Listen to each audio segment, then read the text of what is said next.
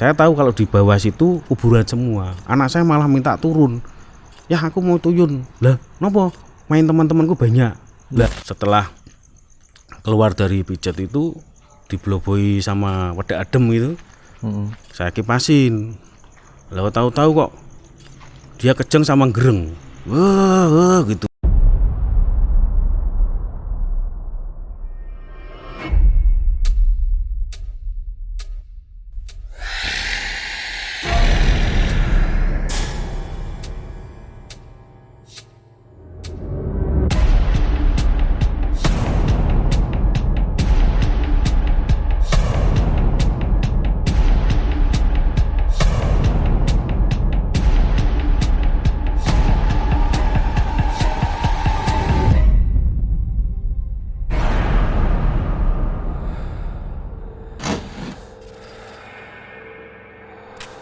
Halo Sobat Mistis, kembali lagi di YouTube channel Nge-Review Mistis.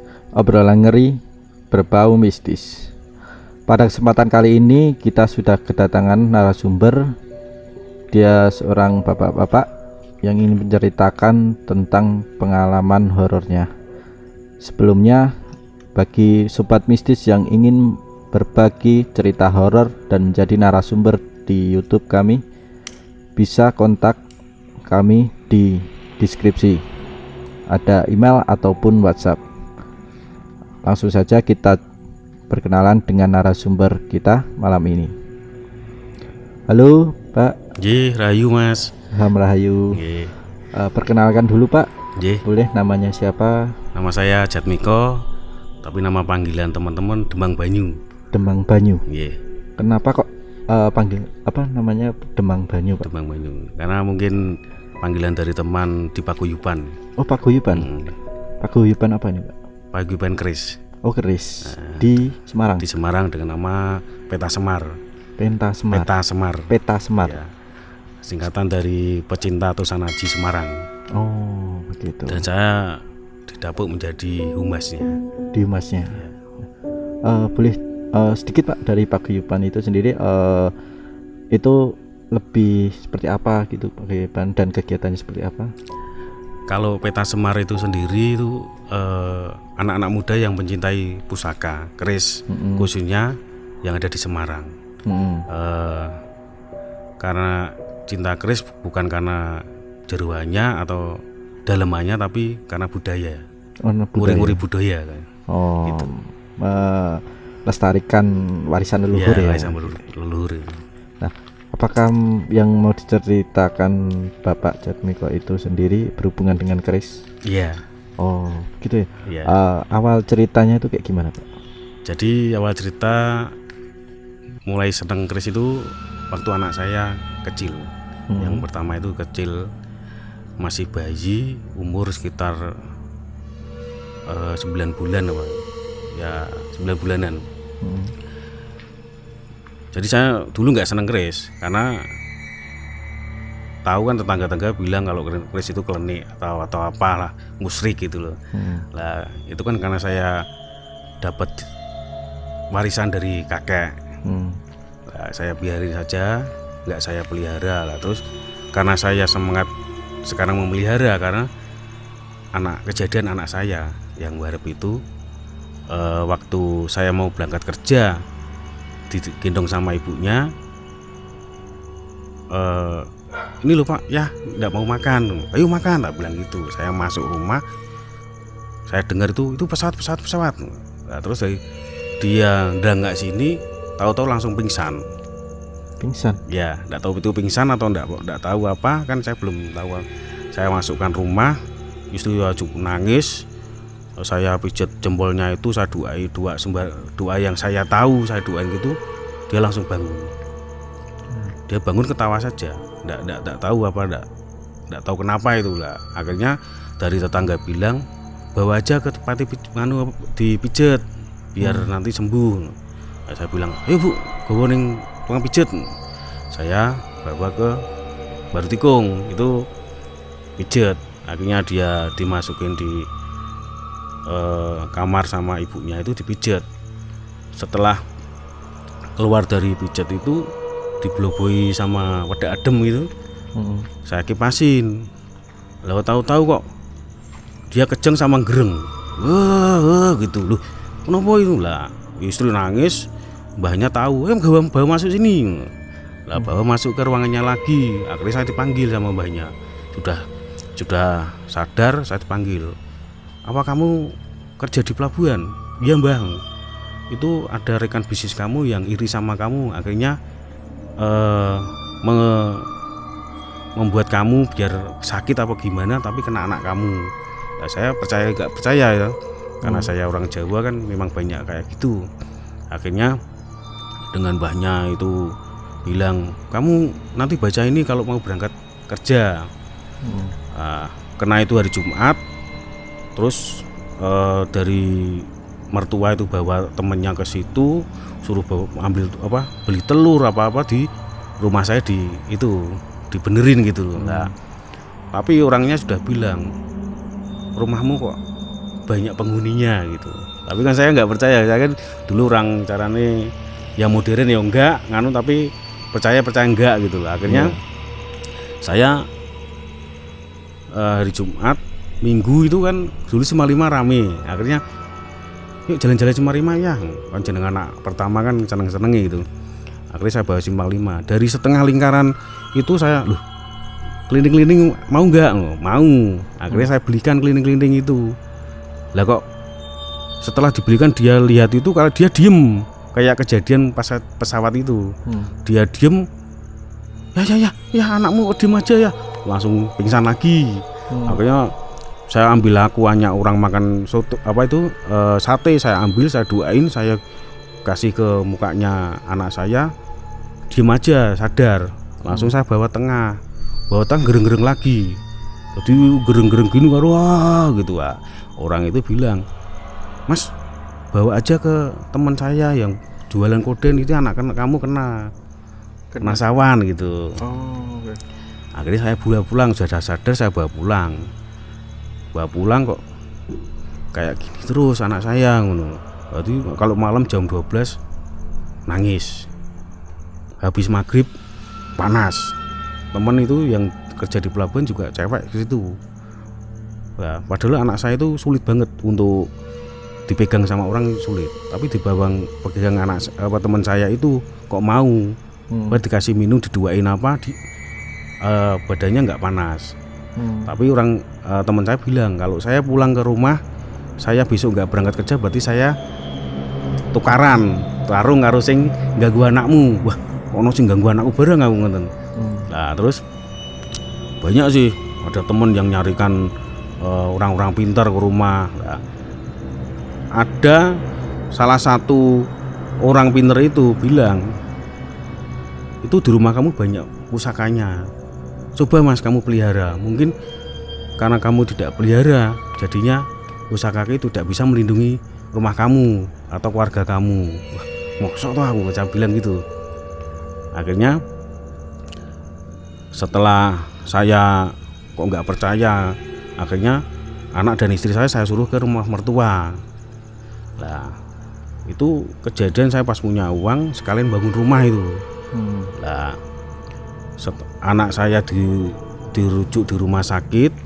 Dulu Elizabeth itu kan dibawa ke rumah sakit, itu otaknya dikasih alat semua. Nah, saya di situ saya bilang sama dokternya, itu profesor itu cewek, Pak, anak jenengan tidak ada kenapa-apa, tidak ada penyakitnya. Loh, lah terus Bu? Ya nggak tahu, mungkin ada dehidrasi apa nggak tahu. Jadi untuk disarap-sarap itu kan harusnya gerak-gerak gini, tapi nggak ada, lurus saja. Loh, opoi. Tapi kalau saya pulang kerja ke mertua dari pelabuhan ke mertua, anak saya itu menteleng nggak sama saya, menteleng itu karena orang Jawa mendelik itu nggak kedep, kayak nantang gitu. Sampai saya jengkel, saya pepetkan gitu, saya bilang, yen kowe ganggu anakku, kowe tak pateni anak turunmu. Saya sampai bilang, padahal saya juga takut hasilnya. Nah, karena wis kamu sini dulu sampai anak sembuh. Akhirnya saya bangun rumah. Lah bangun rumah itu kan saya mau berangkat kerja, itu dibongkar atapnya, tapi di situ kan ada sisa-sisa dari mbah saya yang belum disimpan. ada dipajang di ruang tamu itu ada. Itu pedang itu kayaknya dia. Saya bilang sama itu orang yang membongkar, Mas hati-hati, ojo guyonan. Saya sudah ngerasa kalau itu rumah itu tidak boleh buat guyonan. Oh iya Pak, kalau ngekek saya mungkur mau cari rokok kok mak berak gitu, kayu 12 berapa itu segini itu tugel putus. Orang itu baru minta izin pulang, tidak kerja lagi. Katanya itu dia ketawa-ketawa itu di atasnya dia di punggung itu dijeroki sama kayak makhluk gitu loh. Tidak tahu itu dari pusaka pedang itu tidak tahu, tapi langsung takut. Saya nggak berani, jadi kayak didebuak gitu. Kursi kan udah ambrol kabeh, ya wis tak apa-apa. Itu akhirnya berapa orang itu bilang, Mas tolong pusakanya mbahmu dirumati. Jadi dulu itu mbah saya sudah pernah nadar. Itu yang nurunin pusaka saya, yang keris saya yang ada di lemari itu nanti putu saya yang paling gede. Jatmiko bilang sama bulik-bulik, malah sampai sekarang bulik-bulik saya tidak pernah ngurusi. Jadi mungkin wis diserah ke Jatmiko. Itu. Nah akhirnya anak rumah sudah dibangun, sudah jadi, anak tak suruh pulang. Jadi banyak Mas yang cari, ada orang mertua saya mencarikan kasana orang pinter buat nambahin anaknya, orangnya penyakit dokter, tapi dikasih obat tidur terus. Obat tidur. Ya, jadi di rumah sakit itu setelah minum obat itu dia kayak orang nggak gini. Nggak lemes. Nggak lemes. Jadi kalau makan gitu, yus kayak dipaksa ngono. Lah, saya dibilangin temen, wih obat tidur, aja mbok kae anakmu jadi orang nabe. Akhirnya saya putuskan, masih banyak itu obatnya, saya jangan diminum ini terus. Akhirnya teman-teman yang caranya itu bilang, Mas tolong pusakane mbahmu Mas dipelihara. Mungkin itu bisa jadi kayak dulu kan pager kan ya, bilangnya pager gitu. Akhirnya saya mencoba membuka kotaknya itu. Kotak. Jadi ada peti kotak itu saya buka, itu memang pusakanya mbah saya. Macam-macam pusakanya, keris, tapi kan saya belum tahu. Setelah karena keinginan tahu saya ikut teman-teman yang mainan itu. Akhirnya saya tahu satu persatu keris itu. Nah, setelah saya jambaskan itu pada karatan Mas, ada yang rangkanya sempal, saya pelihara semua itu sampai sekarang. Nah dari ceritanya awal tadi, dari kejadian yang anaknya bapak melihat pesawat, makin kesini tuh makin parah ya berarti ya? Enggak, jadi setelah memang anak saya dibilang sama orang-orang itu bisa tahu semua. Jadi gini, saya tahu makhluk gitu loh, makhluk itu kayak goib gitu loh. Lah, ya anakmu pinter Ki, ngetinan. Punya yang karo orang bosone keren indigo. Nah, setelah itu berapa kali saya jadi saya jambaskan keris, saya bawa dia ambil untuk keris saya yang saya jambaskan itu, dia di depan rumahnya orang itu nangis, muser-muser gitu. Nah, itu benar saya, oh iya bocah ki rada sensitif. Pernah beberapa kali saya ajak ke rumahnya temen yang kalau di rumah kan dulu zaman dulu ada pagernya biar nggak ada barang-barang barang kirim-kiriman yang masuk kayak goibnya itu tuh. Dia kalau di situ ada pasti dia nggak mau masuk, nangis. Nah yang kejadian yang saya itu, saya kan dulu seneng burung ya. Jadi saya ambil burung di temen di rumahnya berkuto. Saya tahu kalau di bawah situ kuburan semua. Anak saya malah minta turun. Ya aku mau tuyun. Lah, nopo? Main teman-temanku banyak. Lah, langsung tak ajak pulang itu. Wah lagi kok medeni men, aku balik nih.